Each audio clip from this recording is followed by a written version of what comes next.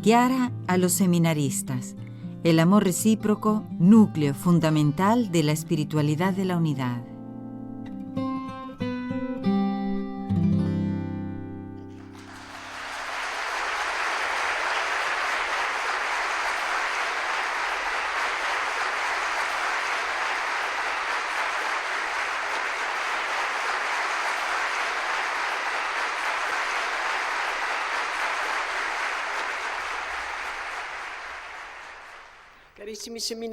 Queridísimos seminaristas, sé que también hay muchos sacerdotes, pero yo quisiera dirigirme especialmente a los seminaristas porque es un congreso para ellos. Me alegra que también estén los sacerdotes. Antes de empezar, quisiera realmente que esta hora diera frutos, que no se pierda, que no sea algo a medias, que sea una hora de plenitud. Entonces, para que sea así, hay que tener a Jesús en medio de nosotros. Sabemos que Él lo está, hasta el fin del mundo lo sabemos. Pero puede estar más o menos, con una plenitud aún mayor, si nosotros, naturalmente, hacemos toda nuestra parte.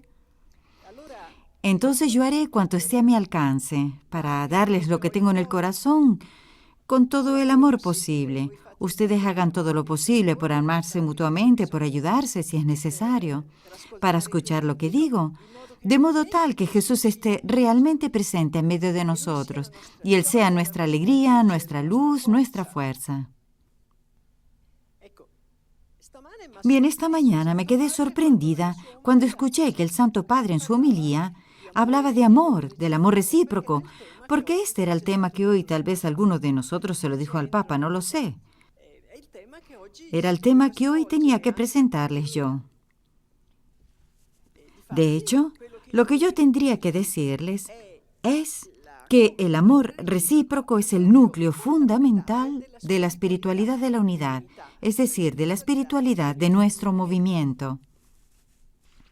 Bien, y comienzo este tema diciendo, lógicamente, mi deseo de que estos días sean de plenitud, con muchos frutos.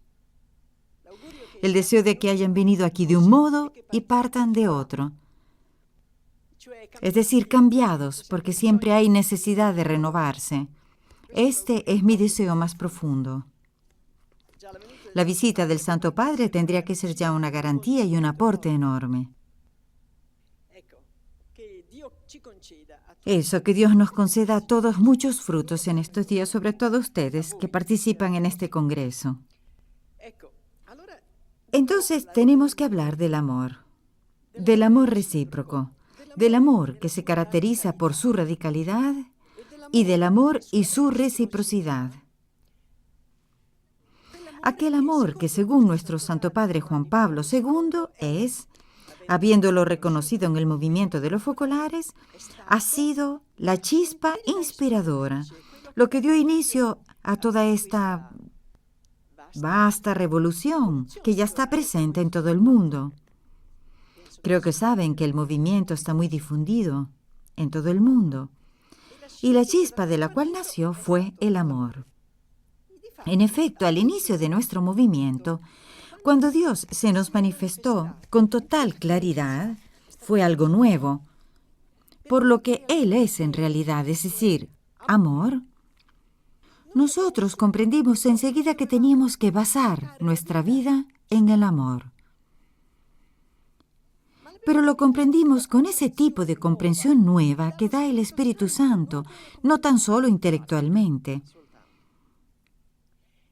Comprendimos lo que significa para la Iglesia, para el cristiano, por lo tanto, para todos, y diría en modo especial para los sacerdotes, por lo tanto, para los seminaristas que se preparan al sacerdocio, lo que significa el amor recíproco, porque Jesús lo recomendó antes de morir precisamente a ellos. De hecho, Dios es amor, y porque es amor es Trinidad, y las personas divinas se aman recíprocamente. Por consiguiente, nuestra vida, si nosotros seguimos a Dios amor, tiene que ser amor, y amor recíproco. Jesús, viniendo del cielo a la tierra, tenía la experiencia del cielo Él, como verbo de Dios, y trajo a la tierra esa experiencia, enseñándonos a vivir en la tierra como en el cielo. De hecho, él habló del mandamiento nuevo, en el cual se habla y se explica el amor recíproco, se exige el amor recíproco, como de un mandamiento suyo, típicamente suyo y nuevo. Y los primeros cristianos no eran como nosotros, eran diferentes. Consideraban este mandamiento, esta enseñanza, como la síntesis de todas las enseñanzas de Jesús, y lo practicaban realmente de manera ejemplar. Era entonces un mandamiento muy especial. Y por una gracia de Dios, el movimiento lo ha considerado siempre así. El mandamiento nuevo, todos lo conocemos, pero aquí está la cuestión. ¿Cómo se interpreta? ¿Cómo se pone en práctica? ¿Qué significa? ¿Y qué consecuencias tiene el actuar, el amor recíproco? Lo podemos comprender mejor, y lo diré en la segunda parte de esta conversación, si se comprende antes qué es el amor. ¿Qué quiere decir amar para el cristiano? Desde un principio, gracias a este carisma, una de las cosas que el Espíritu Santo nos enseñó fue esta: comprender que la palabra del Evangelio, ama al prójimo como a ti mismo, había que tomarla al pie de la letra, sin glosas, sin comentarios. Es decir, que no era como a ti mismo, en fin. Era precisamente como, aquel como, era precisamente un como, por tanto que sea yo, que seas tú, es igual, ama al prójimo como a ti mismo. Y comprendimos que antes de haber descubierto esto, nuestro amor hacia el hermano, hacia el prójimo, era mucho menor del amor que sentíamos hacia nosotros mismos. Éramos cristianos, bautizados, comulgábamos quizás todos los días, pero no pensábamos absolutamente que teníamos que amar al otro como a nosotros, sino que más bien nuestro amor se concentraba solo en nosotros mismos. Por lo tanto, había que hacer una conversión y ocuparnos del otro como de nosotros mismos. Lo hicimos así, tratamos de hacerlo, con cada prójimo que encontrábamos, y nació una revolución. Parece algo imposible, pero el Evangelio es siempre actual, solo que hay que entenderlo, y se necesita una gracia. ¿Por qué nació una revolución?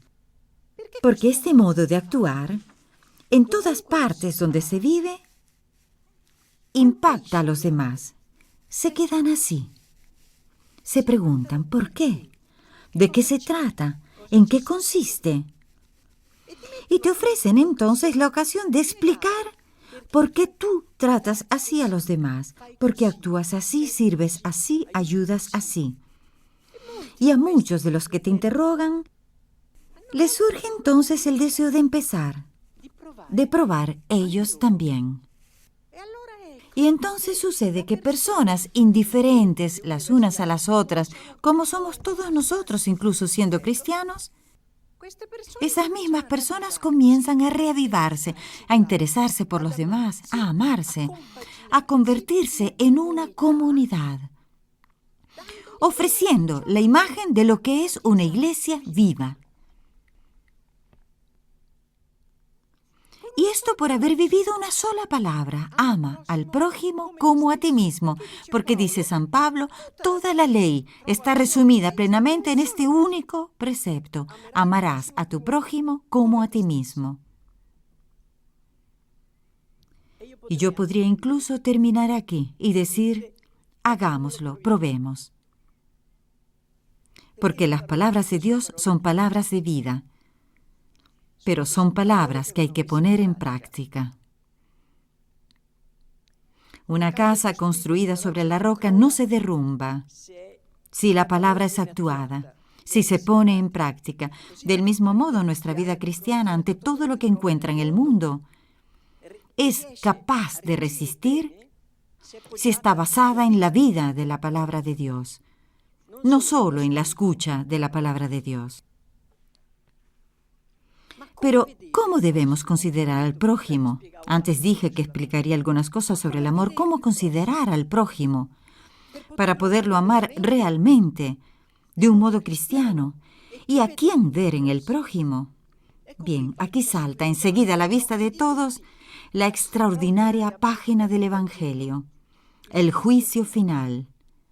Tuve hambre y me diste de comer. Tuve sed y me diste de beber. Estaba desnudo y no me vestiste. Estaba preso y no me visitaste. Donde se ve claramente que Jesús considera hecho a él lo que se hace o no se hace al prójimo. Por eso si ahora yo, por ejemplo, digo algo que puede servirle a ustedes, sí, pueden también beneficiarse. Pero Jesús además lo considera hecho a él. Si ustedes por amor escuchan lo que estoy diciendo, no es que me beneficie yo porque puedo también expresarme. Es que Jesús está satisfecho porque ha sido hecho a él. A él se le hace. Él es el interesado. Por lo tanto, ¿a quién ver en el prójimo? A quienes debemos amar. Ama al prójimo como a ti mismo. Lo primero es ver a Jesús. Entonces aquí está Jesús, Jesús, Jesús, Jesús, en todos los que encuentro. En todos debo ver a Jesús, porque Él es quien recibe todos los efectos prácticamente de mi modo de comportarme. Entonces no sirve decir, aquel se lo merece, ese otro no. Aquel es simpático, el otro no. Aquel es católico, pero el otro no. Ese es ortodoxo, pero aquel es hindú.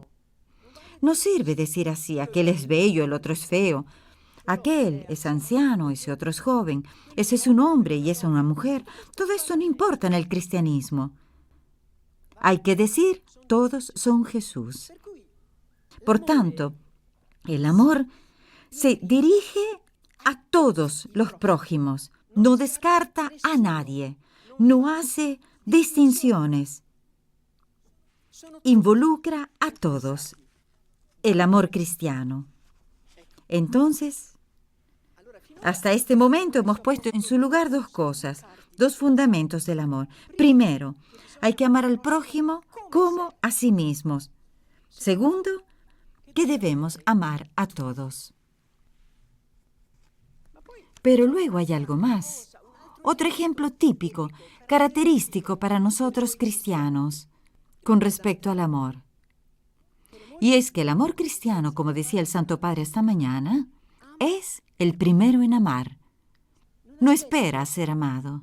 No ama porque el otro te ama a su vez, o por interés, u otros motivos, porque te gusta. Es el primero en amar, porque también Jesús, aunque éramos pecadores e ingratos, vino a la tierra a morir por nosotros. Por tanto, este es el típico amor cristiano, ser los primeros en amar. Yo lo he probado y quiero confiarles también mi experiencia para ayudarnos. Yo he probado a levantarme por la mañana y decir solo esto, seré la primera en amar. Pero a todos los que encuentro durante la jornada, a Oreste, a Gisa, a Eli, a un grupo de personas, al Santo Padre, y a este, a aquel otro, siendo siempre la primera, la primera, la primera, y lanzándonos siempre a ser los primeros, te aseguro que es una vida maravillosa.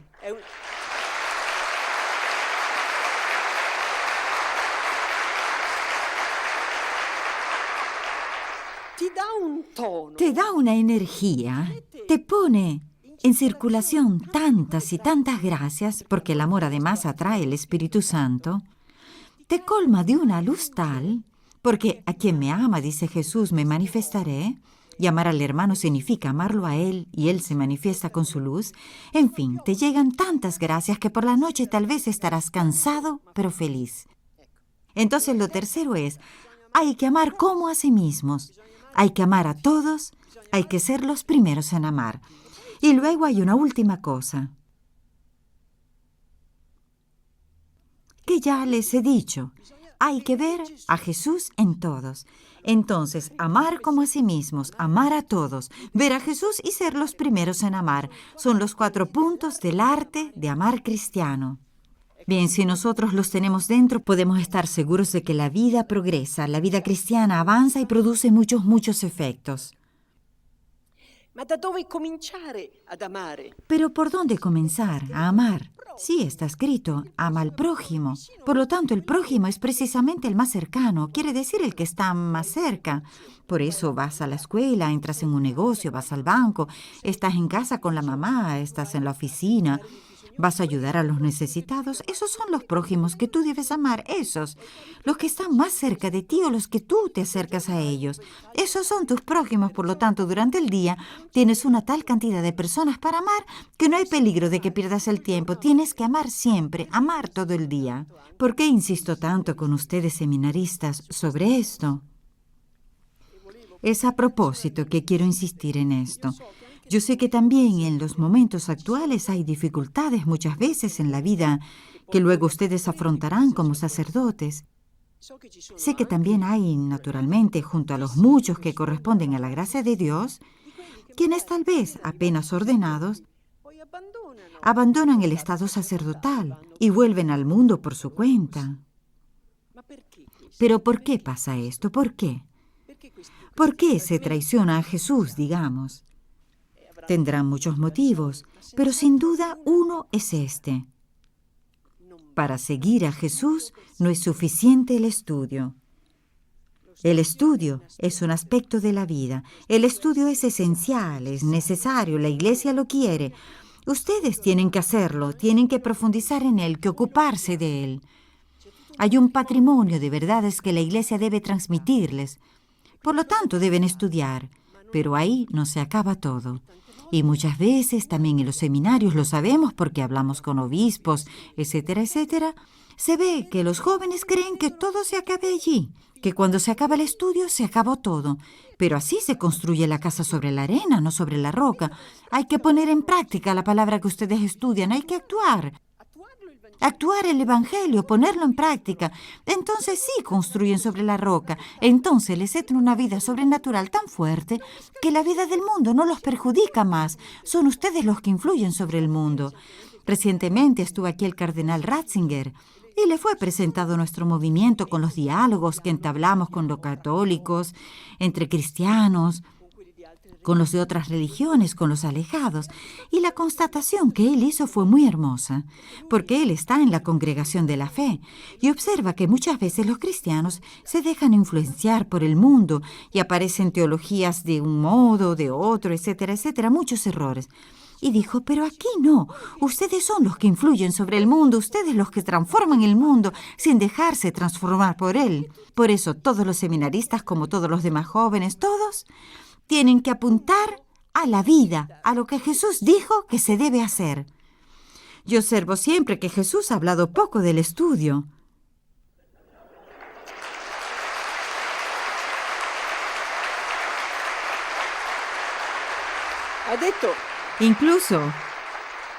Incluso una vez dijo, te agradezco, Padre, por haber ocultado estas cosas a los sabios y a los prudentes y haberlas revelado a los pequeños. Llegó a decir así.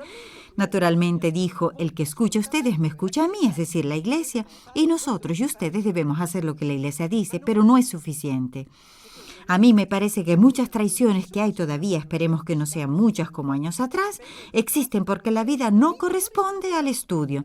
Tú sabes un montón de cosas sobre la Trinidad, pero la vives. Un montón de cosas sobre la caridad, pero eres la caridad viva. Muchísimas cosas sobre la verdad, pero pones en práctica esa verdad. Por eso realmente yo se los digo con el corazón en la mano como una madre. Hagan lo posible.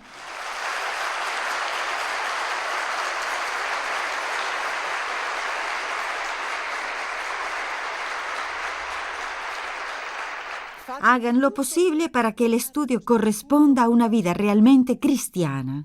Entonces el estudio servirá, porque será como echar combustible al fuego. Sí, porque en el estudio hay muchas verdades, muchas cosas bellas, pero si te llenan solo la cabeza y no el corazón, no la voluntad, no la vida, entonces estás vencido. Es Cristo quien venció al mundo, no la teología. Es Cristo quien venció al mundo, entonces Cristo debe vivir dentro de nosotros. Naturalmente, Él también es la verdad y por lo tanto es necesaria la teología. Bien, esta es una divagación.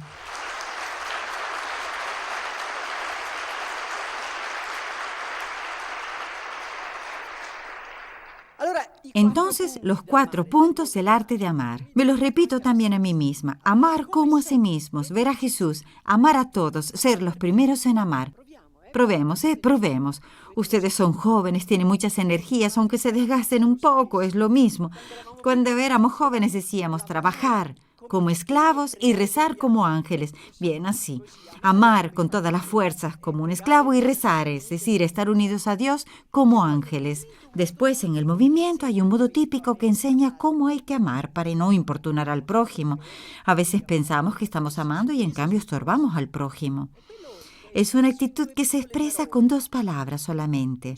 Hacerse uno con el otro, hacerse el otro, vivir el otro, comprender sus sentimientos, sus preocupaciones, entender todo lo que está viviendo, olvidarse de sí mismos hasta el punto de ser el otro, vivir el otro. Es una fórmula bellísima, muy moderna también, que incluso otros mencionan, pero que surgió en el movimiento, en el Evangelio. Todo brotó del Evangelio, de la Escritura, porque precisamente Pablo dice hay que hacerse débiles con los débiles, hacerse todo a todos, y por tanto hay que vivir el otro. Viviendo el otro, ¿qué ocurre? Que el prójimo siente que sus pesos los lleva a otro, sus alegrías son compartidas y se siente aliviado. Y puede vivir él también, y puede también él conocer el cristianismo y vivirlo, hacerse uno, vivir el otro, participar totalmente y hacerse uno no de la boca para afuera o con el sentimiento solamente o la compasión, decir, pero qué mal estás, qué dolor estás pasando, sino el hacerse uno cristiano, que significa arremangarse, significa actuar, hechos, acción, acción. Jesús demostró lo que es el amor cuando sanó a los enfermos, cuando resucitó a los muertos, cuando lavó los pies a los discípulos. Hechos, eso es amar, no solo con el sentimiento. Y otra cosa más que puede serles útil, y que un día u otro les será indispensable porque el dolor llega. Y es el otro modo de amar, ofrecer el dolor cotidiano por los demás, uniéndolo a la pasión de Jesús. Jesús nos amó precisamente sanando, instruyendo, todas esas cosas hermosas, pero también ofreció su muerte en la cruz por nosotros. Y también nosotros tenemos que decir nuestra misa, pero no solo la que celebrarán ustedes dentro de poco, sino la misa, nuestros sufrimientos, nuestra ofrenda, también nosotros. Todos la tenemos como la tuvo la Virgen a los pies de la cruz. Ofrecer todos los sufrimientos uniéndolos a la pasión de Jesús. Este es también un modo de amar. Amar entonces, amar. A esto nos ha llamado Dios y sigue llamando a los cristianos también. El camino de la vida, como lo define el Papa al nuestro, o el camino del amor. San Agustín decía algo maravilloso que yo creo que sirve también para los seminaristas y también para los sacerdotes. Dice, él es maestro de caridad y exhorta, pero vale también para los laicos. Aunque todos se hicieran la señal de la cruz, esto lo hacemos todos, y respondieran amén, lo hacemos todos, y cantaran el aleluya, lo hacemos todos. Aunque todos se bautizaran, todos, y entraran en las iglesias, aunque hicieran construir los muros de las basílicas, generalmente lo hacen los curas, es solo la caridad lo que distingue a los hijos de Dios, y aquí yo puse puntos suspensivos, pero estaba escrito de los hijos de Satanás, solo la caridad. Los que tienen la caridad han nacido de Dios, los que no la tienen no han nacido de Dios. Este es, dice San Agustín, el gran criterio para discernir.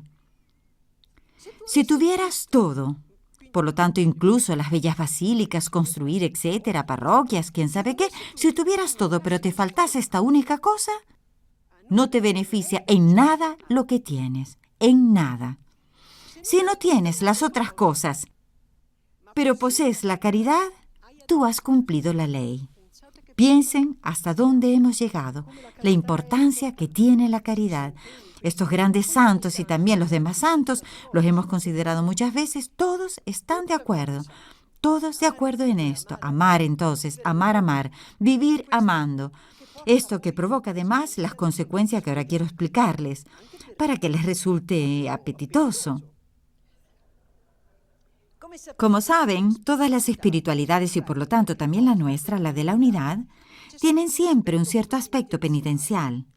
Y está bien que sea así. Hagan penitencia, el reino de Dios está cerca, etc. Está bien este aspecto. Jesús estuvo en el desierto, etc. Es justo el aspecto penitencial. Y por eso en los conventos, por ejemplo, todavía existen las rejas, los velos, las celdas, la soledad, el sacrificio, la oración, el cilicio. Existen aún estas cosas, los látigos, todo eso. El silencio, y todo esto para facilitar la unión con Dios, es el aspecto penitencial de la vida cristiana. También en el movimiento existe el aspecto penitencial, pero nosotros sentimos una irrevocable llamada para nosotros a apuntar también con respecto a ese aspecto penitencial hacia el amor, hacia la caridad. Porque hacerse uno con el hermano no es un juego, es llevar sus pesos. Ves a uno tirado en el suelo, tal vez por un accidente, y tú debes avisar a la policía, transportarlo, prestarle tu auto, etc. No es solo un juego, no es algo insignificante. Amar significa ocuparse, significa esforzarse, pasar por un túnel oscuro, que es tal vez el túnel de dudas de tu amigo, de aquella persona que tienes que compartir, que debes comprender. Tal vez te cuenta por horas y horas algo y tú tienes que escucharlo. Es la penitencia implícita en el amor. Y es lógico porque el punto culminante del amor es morir por el otro, como dice Jesús, y por lo tanto abarca también lo que es menos que la muerte. Todo lo que está de la muerte para acá es todo caridad. Bien, nosotros sentimos que este hacerse uno con los demás, hacerse cargo de lo que a él le pesa, es el aspecto penitencial, típico de nuestra espiritualidad. Naturalmente apreciamos todo lo demás, es cierto, el ayuno del viernes, algunas cosas, todo lo que la Iglesia nos dice. Y apreciamos en las otras órdenes las normas que dieron sus fundadores, que eran inspiradas. La Iglesia las ha aprobado, por lo tanto estamos de acuerdo. Pero nosotros sentimos como pueblo de Dios, en el que convergen todas las vocaciones, todas, sentimos que nuestra penitencia fundamental para nosotros es amar al hermano, que amando al hermano encontramos nuestra cruz, la que nos crucifica, porque hay que amar todo el día, no puedes descansar. Sí, descansarás cuando ya estés muy cansado, pero para poder recomenzar, siendo el primero en amar, amar a todos, amar como a ti mismo, etc. Pero existe otro aspecto de la vida cristiana para mencionar las consecuencias. Una consecuencia del amar es encontrar ya el modo de hacer penitencia. Pero otra consecuencia del amar es esta. Nosotros sabemos que el cristianismo lleva a la unión con Dios. Hay que lograrla. ¿Pero cómo? El hecho es que si amando al hermano, tú cargas sobre tus hombros todos sus pesos, sucede que entonces, prueben, que si se ama al hermano todo el día, pero amándolo, perseverando siempre, no ahora sí, luego no, ahora sí, luego no. Por la noche, por ejemplo, cuando ustedes se recogen para rezar, advierten en el corazón una cierta unión con Dios que no habían experimentado antes. Hacemos siempre la comparación con las plantitas, diciendo, cuanto más una planta ahonda su raíz en la tierra, más crece hacia el cielo. Así, cuanto más un alma comienza a amar al hermano, penetra en el hermano, más advierte la unión con Dios, siente la unión con Dios. Y esto es algo maravilloso, porque para nosotros que estamos en el mundo, y también ustedes que lo estarán aún siendo consagrados, donados a Dios, es importantísimo hacer esta experiencia. Ahora se habla mucho de sensaciones, experiencias, mirando un partido de fútbol. ¡Qué emoción! Se habla mucho. Pero existen emociones, experiencias que son sobrenaturales. Y son estas, las experiencias de unión con Dios, las que te inmunizan del mundo y de todas las bellezas que el mundo te quiere ofrecer. Son estas. Por eso podemos estar en el mundo sin ser del mundo. ¿Por qué? Porque tienes el arma para vencer. No tiene nada que ver con la felicidad que te ofrece la droga, el hedonismo u otras cosas tal vez menores. Aquí es una felicidad que te la dona Dios. Y Él la ha prometido. Él ha prometido la plenitud de la alegría. Y el movimiento es un testimonio de esa plenitud de la alegría. Bien, entonces esta es una segunda consecuencia. Si se comienza a amar así, se hace la penitencia necesaria y se alcanza la unión con Dios. Pero además, este amor trae consigo, y esta es otra cosa que hay que hacer, trae consigo el crecer en virtud, la paciencia, la pureza, la pobreza, la obediencia. Bien, hay que tomar en consideración cada una, como hacemos también en el movimiento. Un año se profundiza en la pureza, otro en la obediencia, otro en la pobreza. Pero si nosotros amamos, somos puros, porque pensamos en los demás, no pensamos en nosotros mismos. Si amamos, somos pobres, porque para amar hay que dar. Dar tiempo, dar cosas, dar palabras. Hay que dar, por lo consiguiente eres pobre. Así, para amar también quien ama, no hay persona más obediente como quien ama. Es extraño, pero piensen en dos personas enamoradas. La una quiere hacer solo lo que la otra desea. Obedece ciegamente porque está enamorada. Así, si se ama a Dios, amando al prójimo, y se tiene dentro este amor hacia Dios, la famosa obediencia tan cuestionada en los seminarios algunas veces, también en nuestra Iglesia Católica, llega a ser normal. Una exigencia, una necesidad llega a ser, y no un motivo de protesta.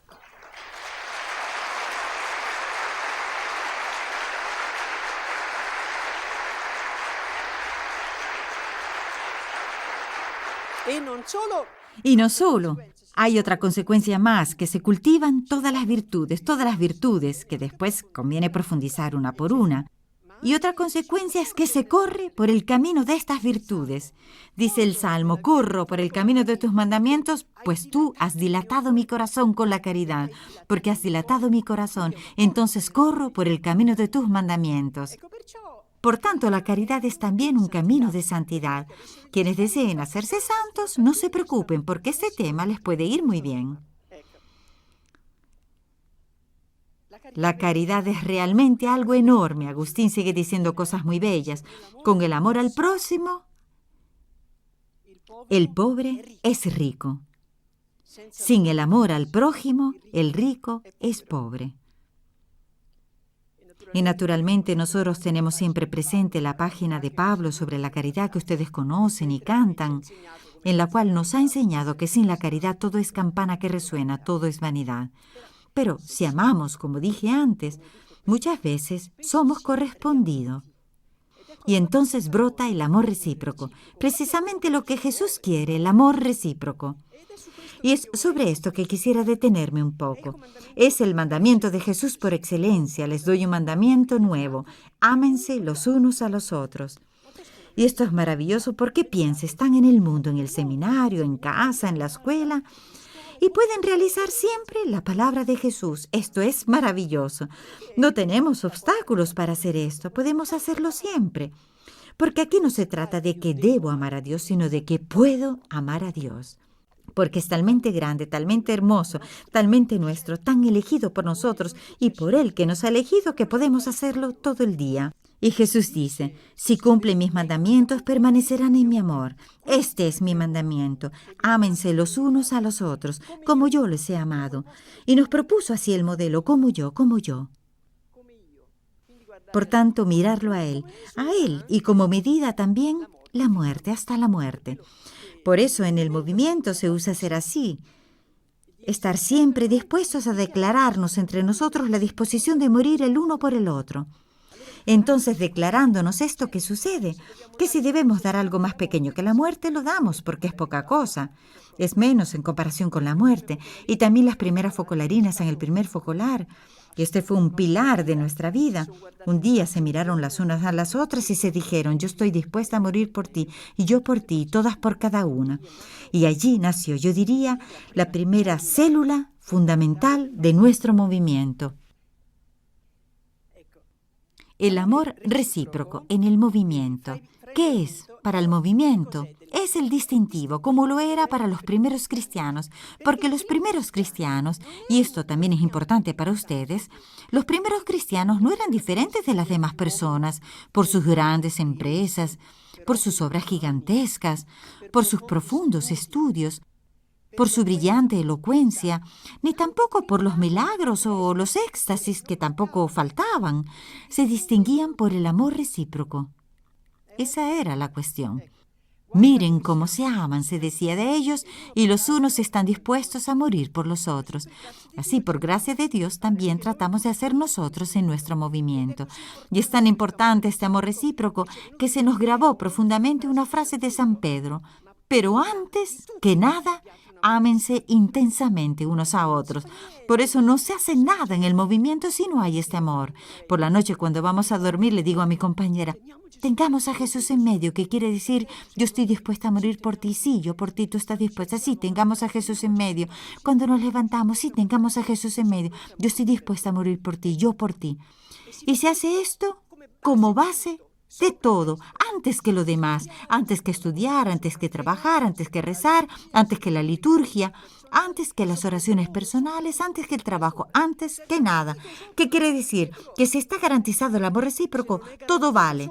Que si no está garantizado y no está esta disposición a morir por los demás, no vale nada. Es campana que resuena. Entonces, siempre atentos a restablecer la unidad entre nosotros, de modo que Jesús esté en medio de nosotros.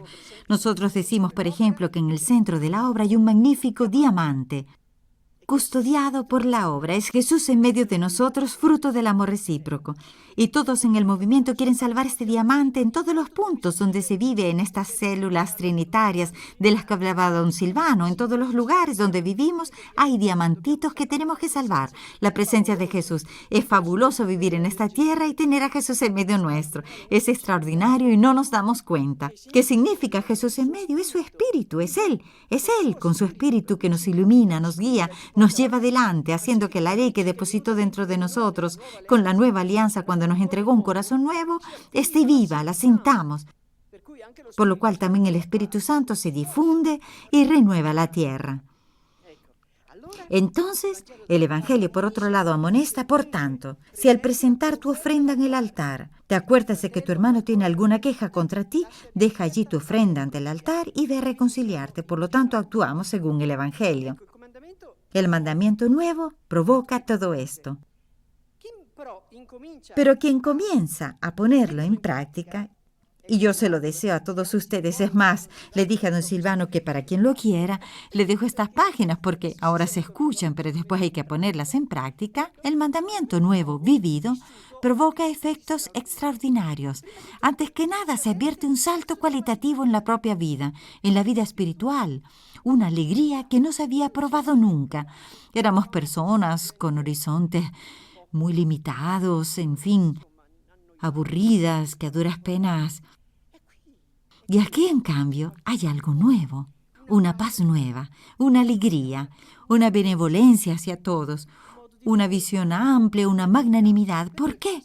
Precisamente porque en el amor recíproco está Dios. Donde hay caridad y amor, allí está Dios, está el Espíritu Santo e irradia sus dones. Al mismo tiempo, por el amor recíproco, damos testimonio de Cristo. Esto también es importante. El mundo tiene que saber que Cristo vino hace 2000 años y que aún está en medio nuestro. ¿Acaso lo ocultamos con nuestra actitud? No tenemos que hacer esto. Tenemos que dar testimonio de Él, porque un día Él nos testimoniará ante el Padre si lo hacemos nosotros ahora. Por esto Él dijo, todos reconocerán que son mis discípulos, por lo tanto, me testimoniarán en el amor que se tengan los unos a los otros, no de otro modo. Además, se trata de un amor que conquista al mundo, porque por eso Jesús dijo que sean una sola cosa con el amor, para que el mundo crea, y el mundo cree. Esta es nuestra experiencia. Vimos cuánto se convierten, que la gente cambia de vida, cuántos matrimonios se recomponen, cuántas cosas feas del mundo cambian, etc. Esta ha sido nuestra experiencia. Naturalmente, otra consecuencia del amor recíproco, que tal vez les parecerá extraña, se ponen en común los bienes. Sí. Se hace la comunión de bienes materiales y espirituales. No todos de la misma forma. Los focolarinos ponemos todo en común, el sueldo, otros ponen solo el superfluo, pero sobre todo los jóvenes, los yen, los que nosotros llamamos yen, es decir, la nueva generación de nuestro movimiento, considera esto como algo casi profético, algo pequeño, pero que puede demostrar al mundo cómo sería el mundo si un día estuviera unido, donde los bienes que ahora nos dividen, porque hay países ricos y países pobres, podrían ponerse en común y resolver muchas cosas. Lo ven como un signo profético, y quieren ponerlo en práctica, porque los jóvenes son más desprendidos de las cosas que los adultos. Y luego también se ponen en común los bienes espirituales para ir adelante juntos, para santificarnos juntos, para no estar apegados ni siquiera a la propia santificación. Si hice una experiencia bella, entonces solo por amor a Jesús en el otro la comunico con discreción, con prudencia, pero la comunico para ayudar al otro a ir adelante y podamos hacernos santos juntos. Por eso se ponen en común tanto los bienes espirituales como los materiales. Luego otra cosa que hacemos y que puede serles útil, tal vez en un mañana, no ahora. Así como los primeros cristianos se corregían fraternalmente, también nosotros lo hacemos y nos decimos, me parece que en esto, en aquello, nos corregimos diciendo también lo positivo del otro y también lo negativo. Y para hacer esto nos reunimos y la llamamos la hora de la verdad y decimos, lógicamente con un responsable que conduce la reunión, decimos lo que nos parece bien y lo que habría que mejorar para ayudarnos entre todos. Todo en nuestra obra está animado por el amor recíproco. Por ello, a nuestra obra, a nuestro movimiento, se le podría dar el nombre que Agustín daba a la Iglesia, caridad. De hecho, la Iglesia tiene que llevar a todos antes que nada al amor recíproco para realizar la unidad, que todos sean uno para que el mundo crea. Y nosotros sabemos que el Espíritu Santo sugirió en el Concilio Vaticano II que la Iglesia se remodele y lo haga según el espíritu de los primeros cristianos. Y recordamos siempre también que nuestro Papa Pablo VI, que tanto protegió el movimiento y lo aprobó en sus varias fases, él dijo, la Iglesia es caridad, la Iglesia es unidad. Esta es, nos parece, la virtud principal que se le pide a la Iglesia católica en esta hora del mundo. Por lo tanto, estamos en sintonía con estos tiempos. Pero si esto vale amarnos entre nosotros en la Iglesia católica, es lógico que vale también entre las iglesias. Y es a esto a lo que aspiramos, a llevar el amor recíproco para que, de algún modo, teniendo el bautismo en común, se pueda establecer una cierta presencia de Jesús entre nosotros y también con los fieles de las otras iglesias. Tratamos de amar a los de las otras religiones para encontrar una cierta unidad en Dios, en quien cree en Él, porque no todos creen en Dios, una cierta unión en Dios. En fin, difundir la caridad, hacer una invasión de amor, de caridad, una invasión de amor, una invasión de caridad. Bien, en fin, contribuir también nosotros, junto a muchas otras fuerzas católicas, a construir la civilización del amor que los papas esperan. Con respecto a la Iglesia, recuerdo a menudo lo que Agustín ya decía, y que diremos también nosotros cuando las iglesias estarán unidas, porque no perdemos la esperanza. Lo que Babel dispersó en todas las iglesias, la Iglesia unida lo reúne. De una lengua procedieron muchas, no te asombres, esto lo hizo la soberbia. Muchas lenguas se convierten en una, no te asombres, esto lo hace el amor. Bien, el movimiento sueña con esta Iglesia unida así, para que pueda influir sobre todas las demás religiones y en todas las personas de buena voluntad y dar su aporte, ella que está compuesta por muchos pueblos, en un solo pueblo, el pueblo de Dios, y que es emblema y signo de lo que tendría que ser el mundo, pueda dar su aporte también para la unidad del mundo. Así.